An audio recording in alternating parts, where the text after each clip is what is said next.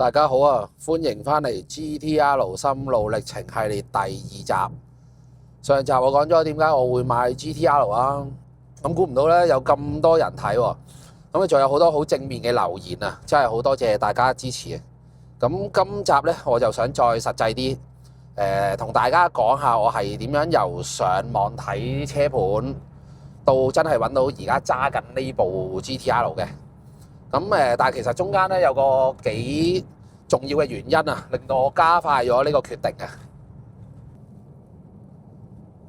其實我當時咧就開始認真諗下一部車嘅，唔係因為貪新鮮屎忽痕想換車啊，而係我之前有部福特野馬 Mustang 5.0炒咗 total loss 咗。喺嗰件事之後咧，我就有個幾深嘅感受。就係原來你以為會陪你好耐啦，甚至乎想一直一路養落去，養到去劏嘅一部車，真係可以無啦啦一下子就冇咗嘅。咁所以喺嗰刻開始咧，我就即刻諗下一格啦，就唔想求其喂揸兩揸就會後悔嗰啲。咁如果有啲嘢你真係想擁有咧，而你又仲有能力，其實真係唔好再拖落去啦，因為R35都停晒產啦。再過咗幾年咧，真係20幾年車㗎啦。我今次要揾一部都係好似野馬咁嘅，要真係有聲、有畫面、有存在感嘅，同埋自己咧每次坐上去都，就算好似幾年之後，都好似仲有熱戀期咁樣嘅車。咁我又唔想求其是但衝動揀一部，即係貪過癮咁樣是但揀一部啦。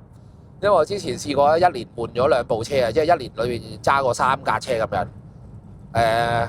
咁唔講跌幾錢啦，都覺得麻煩啦，就咁淨係換車都。我想要嗰種咧，自己係真心好中意，買咗之後唔會成日都問自己點解當初唔直接買自己想要嗰部。係啦，你係咪搞笑嘅？咁我就好 firm 啦，自己要一定要買 GTR 啦。咁我就正式開始睇車啦。咁其實係撞車嗰日就即刻睇嘅，喺醫院嗰日睇添。其實幾得意嘅，未認真揾之前呢，你會覺得香港啲 GTR 咧，其實應該都差唔多啦。但係真係一路睇落去呢，你發現就完全唔係嗰回事咯。年份啦講，前期尾期07年去到2020幾啊，2025喎，07到2025尾數啊。里數我自己就冇乜所謂嘅，因為啲車係攞嚟揸嘅，係啦。有啲人就好似有潔癖咁樣，一定要低米咁樣先至叫靚，低米都好殘嘅。如果有啲人即係你有見過、有睇過嘅話，其實睇個車主點樣去養架車啫嘛。咁10幾20字排保都有，係啦，19字啊，我見過有一部，係啊。咁其實19字都唔出奇嘅，因為個個麻甩佬啊都諗住圓夢啊嘛，即係好似我咁圓咗夢啦。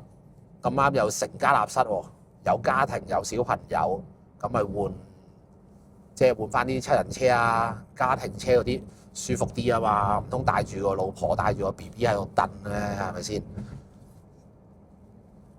咁有啲咧睇相咧就覺得哇正啊，呢部我要睇，好期待。淨係睇相都濕晒咁樣嘅，哇 cut 線先，係啦。咁去到現場咧，哇，真係要爆粗咁嘅。我諗大家即係上網睇完約完出嚟睇車啊，都即係經歷過貨不對版啊。咁所以喺嗰段時間咧，除咗價錢嘅考慮咧，我仲係一路睇緊自己即係一路睇啦。睇下自己想要一部要咩狀態啊，咩外觀啊，咩 style 嘅35咁咯。因為我自己都好清楚，我今次唔想買咗翻嚟咧，揸幾個月又後悔又換過部咁樣。咁我前後其實睇咗4部嘅啫。我係嗰啲衝動消費嘅人嚟嘅，亦都好怕麻煩到人，係啊，費事好似出嚟白撞咁樣。咁我講3部啦，今日第一部車行寄賣嘅，咁即係你約佢先揸部車出嚟俾你睇嗰隻。咁佢自己話夜晚9點嘅，出到嚟10點，遲咗成粒鐘。同一時間有另外一位師兄一齊睇嘅，即係早我少少去睇嘅。咁啊，佢哋走咗轉啦。咁啊，翻嚟嗰陣咧，好搞笑，佢用個頭入車房，咁啊啪一聲望住佢，啪咁樣，哇，好似唔想買咁啊！咁啊，到我咁啊，佢試完啦，到我上去啦。咁翻到去又係用個頭又啪，咁啊唔怪得知啦，佢架車又係辣晒。咁啊，呢個又係貼膜，成車銀色貼咗，睇相好靚嘅。哇！跟住睇又係話甩皮甩骨，跟住佢自己話3年貼咗3年，貼咗3年喎，唔知揾邊個搣喎，唔知有冇人肯做添啊？係啊，咁啊車行仲叫我即刻攞1萬蚊訂，我睬佢都戇鳩，係啊，咁我唔理佢就走咯。第二部咧就靚仔好多嘅，咁啊啲貼紙係新貼嘅喎，全車都 top secret 包圍，咁啊東尾喉條喉啲聲好正嘅。咁啊，我冇揀呢部啊，都點解？因為佢係筒凳，佢硬嗰啲啊，又冇得接嗰啲咧，我就成差唔多200幾磅啊，坐唔到入去，個屎忽太大啊，係啊，夾硬逼咗入去，跟住就頂住個頭啊，因為墊高咗啊嘛，嗰啲筒凳。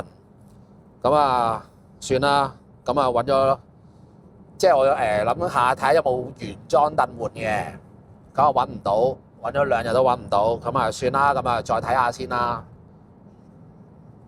第3部咧就係我而家揸緊呢部啦，咁啊車行買嘅，咁其實我覺得35前期嘅尾期啊都好靚嘅，咁啊個車主可能都係咁諗啦，所以佢個車尾就係前期，車頭就係尾期，係啦，咁啊產嘅原廠嗰個 Gunmetal 嗰個灰色啊，係啦，我覺得隻灰色其實幾靚嘅。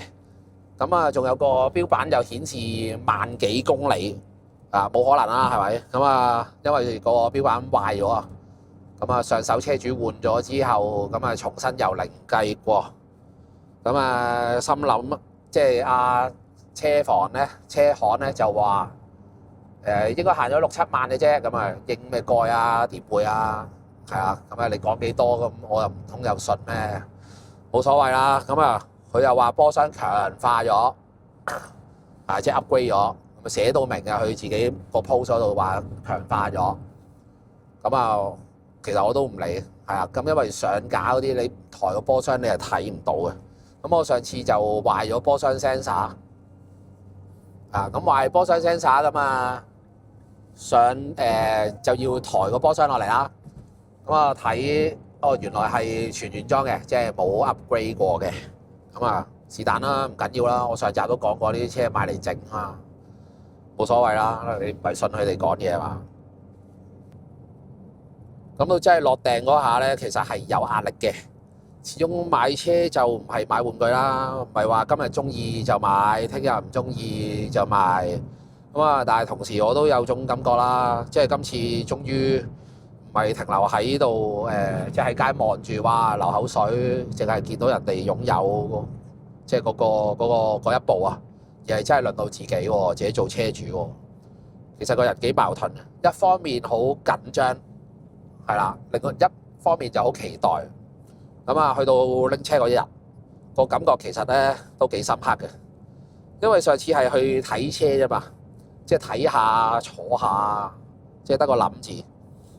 但係嗰下咧，其實你知道，喂，你真係揸佢走咯喎！今日攞車揸佢走喎，撻著部車嗰下咧，咁啊，哇，真心好興奮，諗唔到嘢嘅，嗰種感覺係由開始中意啊，羨慕人哋，再到真係擁有，中間都隔咗好多年啦。咁啊，第一程揸翻屋企啦，第一下俾油啊，踩油門啦，到入隧道嗰下咧，我到而家都仲好記得嘅。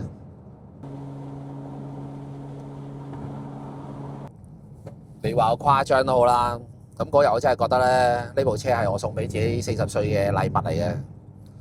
咁好啦，今日差唔多啦，咁啊多謝你哋睇到嚟呢一度啊。咁下一集啊，我就會講揸住呢部車嘅現實係點啦，維修係點啦，保養啊，同埋有冇啲咩心理壓力啊？其實好大壓力㗎。咁啊，下星期見啦。記得訂閱同埋撳個鐘仔啦。咁啊，拜拜。